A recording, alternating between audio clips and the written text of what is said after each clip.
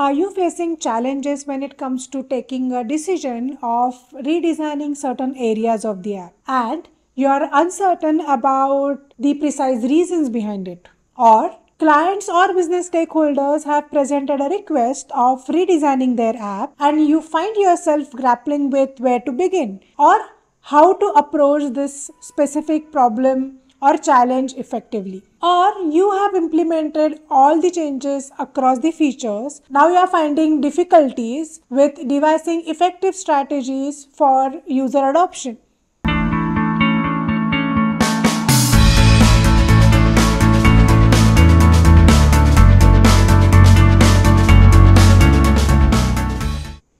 Hello everyone, welcome to Design Tales.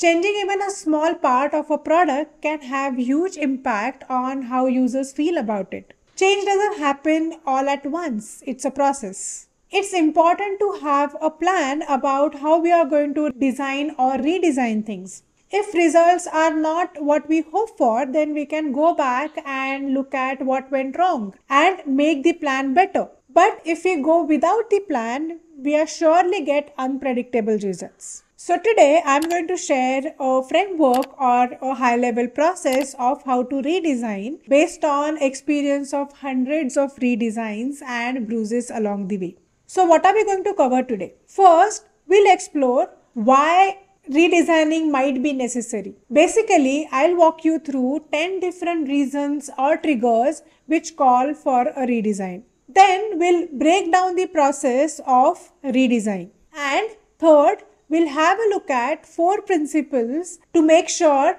users embrace the change during or post the redesign process. So let's begin. So let's look at 10 different reasons or triggers which call for a redesign. So first, outdated design or inefficiencies. When design of a product becomes outdated or inefficient, redesign can aim to modernize the user interface, improve usability of the product, or enhance the overall user experience. Second is users changing behaviors or needs. As user expectations evolve, a redesign can make sure that their products and services are aligned and relevant with what users want or need. Third is technological enhancements. Incorporating new technologies can lead to enhanced functionality, better performance, and improved user interactions. A redesign can consider emerging tech trends to provide cutting-edge experiences. Fourth is business growth and expansion. When business expands its offerings, enters new market, or targets different customer segment, a redesign can align the product with new strategic direction. Fifth is competitive pressure. When competitors launch a more innovative or user-friendly offerings, a redesign can help business regain the competitive edge and market share. Sixth is rebranding and repositioning. A change in brand identity, values, or target audience might create a need of a redesign to align the product's look and feel and messaging with a new direction. Seventh is mergers or acquisitions. After a merger or acquisition, redesign might be required to integrate products, technologies, and user experiences seamlessly. Eighth is user engagement and retention. A redesign can introduce features to enhance user engagement such as personalization, gamification, or social sharing. Ninth is accessibility and inclusivity. A redesign can ensure that products and services are accessible to people with disabilities, complying with accessibility standards and regulations. 10th is performance enhancement. A redesign can address performance issues, optimizing loading times, reducing errors, and enhancing overall stability. So these are the typical reasons or triggers which pushes business, product teams, design or engineering teams for a redesign. So now let's break down the entire redesign process in step-by-step manner. A process described here will work for different scopes of redesign. A redesign of a particular feature to different pages, screens, flows, or specific areas of the application or the entire application itself.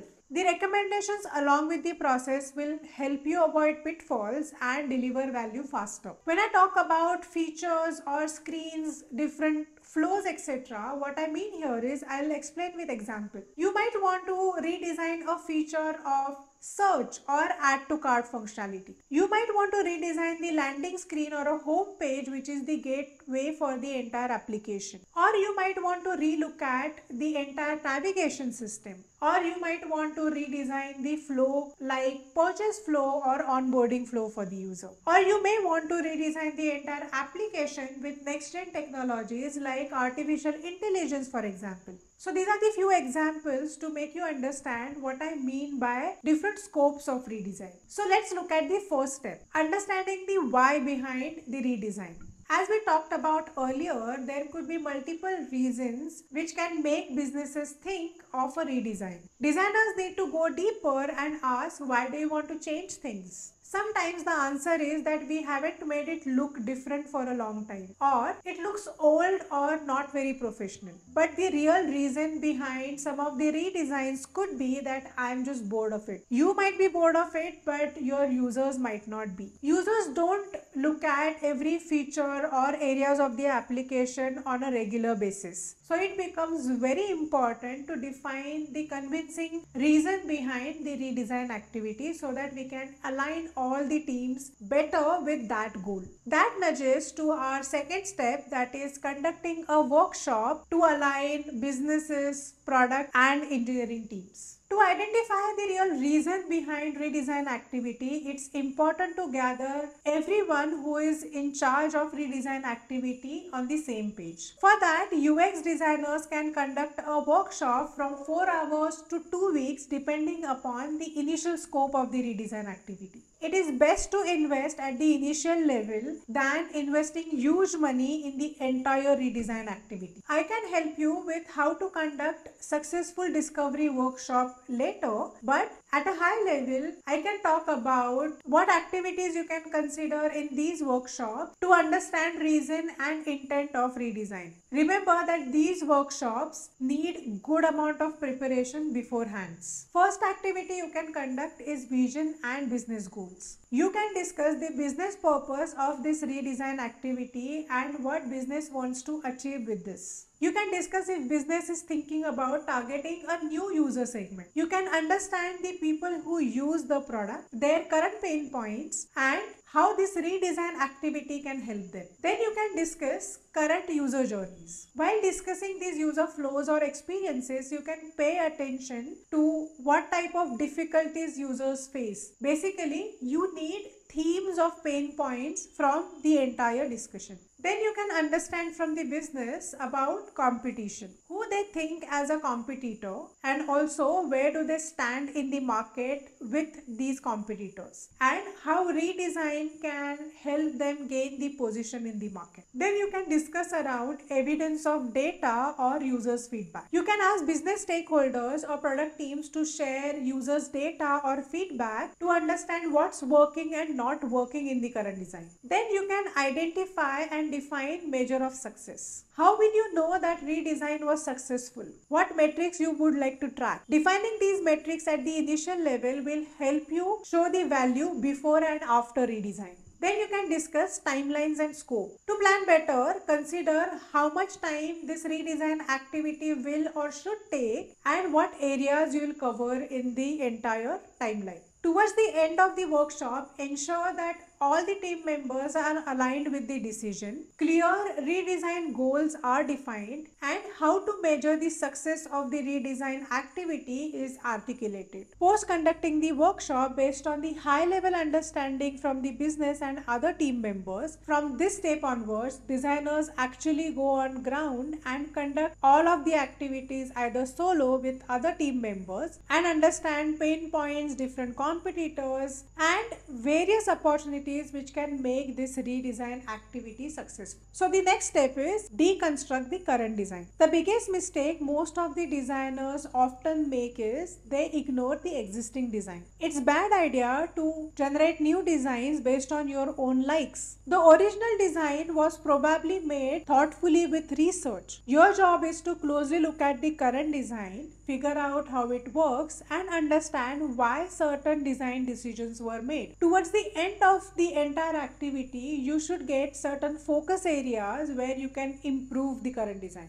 Now the next step is review analytics. After deconstructing the existing design and narrowing your focus to specific important areas, it's time to look at how the current design is doing. The advantage of redesign is you can look at the current data and real performance and take certain decisions based on that. The best way to explain your design decisions to stakeholders is by using usage data. This also provides a starting point for new design's performance. You can look at three aspects while reviewing the analytics. First is page views and traffic analysis. This lets you track where visitors enter and leave your site or application, what type of browser or screens they use, and where do they come from. Second aspect you can look at is behavioral flowchart. This tool lets you see how user move through the site or application, and based on that you can understand their behavior and common paths they take. Third aspect is timing and conversion and funnel creation and analysis. This method analyzes how users move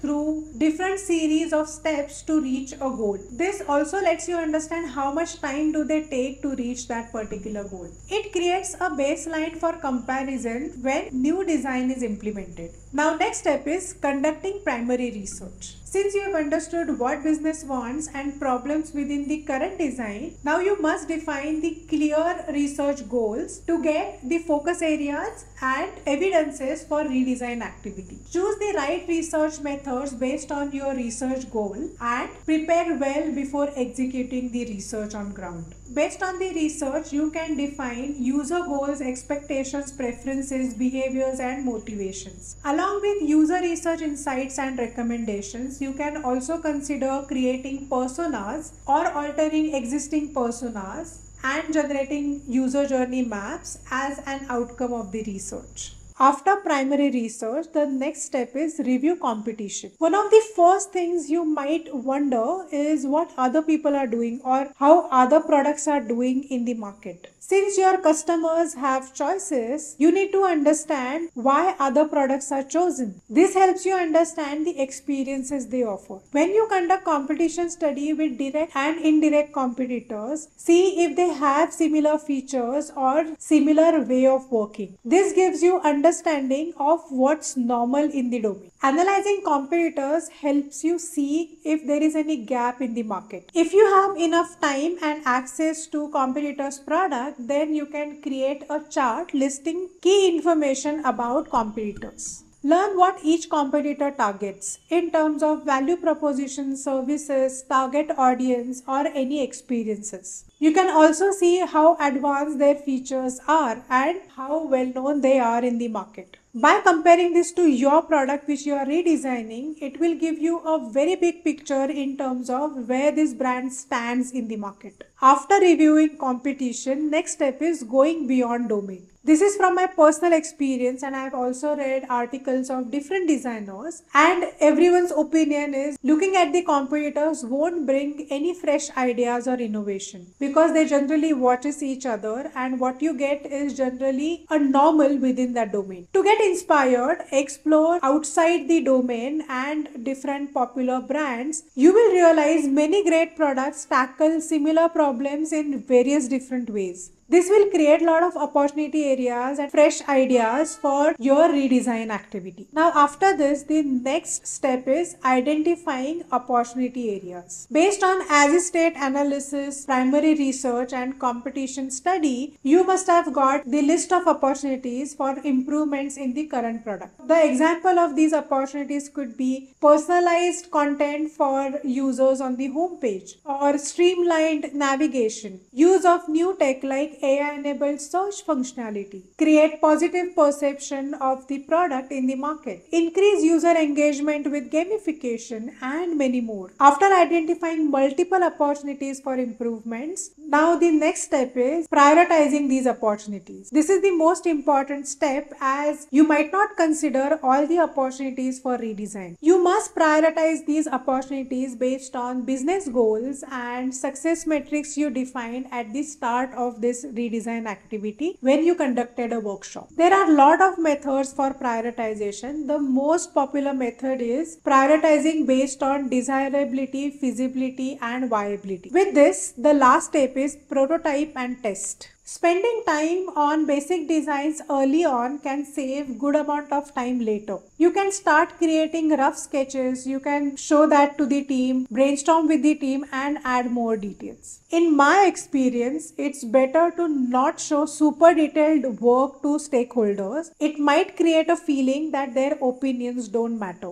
Once team agrees, you can plan for testing with users for important tasks. Change or iterate designs based on what you learn from the testing. So this is the step-by-step process for any type of redesign activity. Feel free to add any step or remove anything which is not possible based on your redesign goals or the time you have. Before you start, you might consider few things. You might need to change a process a bit, add or remove certain tasks or activities. If there are many players involved, then you might consider conducting an ecosystem map activity. Or if business lacks data analytics, then you can skip that particular process. Also, another thing is you might need to change the plan based on the way of working of the company or a brand you are redesigning a product for. They might have their own agile way of working or they already have a UX roadmap set. So you might need to consider that and plan accordingly.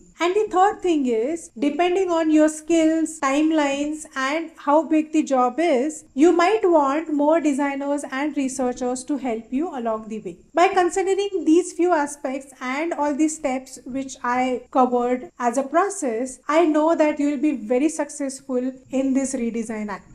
Now let's look at the final segment, which is understanding 4 principles by which we ensure that users embrace the change during the entire redesign process. Good design is invisible. It's like air condition in the room. If you're aware about the air condition in the room, that's probably because there is something wrong with it. Either it's too cold or too warm, too noisy or it's leaking. The best air conditioner is one you don't know about. The same idea applies to change as well. The best approach for making change easy for users is the one that they don't even notice. So that's why, based on the research and redesigning experiences, these are the 4 principles you can consider to make these changes easy to accept. So principle 1 is break change into smaller units. To reduce the negative reactions, it's smart to minimize the visible impact of multiple design changes. Often designers introduce numerous alterations all at once. In today's continuous deployment era, it's easy to introduce these alterations bit by bit so that users don't get shock of abrupt or noticeable alterations. For instance, a product could progressively alter its feature over the several weeks. Modest changes like changes in fonts and colors could happen every week. Most of the users would not even realize that changes are happening. Principle 2. Empower users with control. Empowering users by allowing them to choose between old and new design is the key. G Suite gave users the control of going back to the old designs if they preferred. In this case, user convenience is preserved by giving them complete control of when the change take effect. Users shouldn't be inconvenienced by change without their control.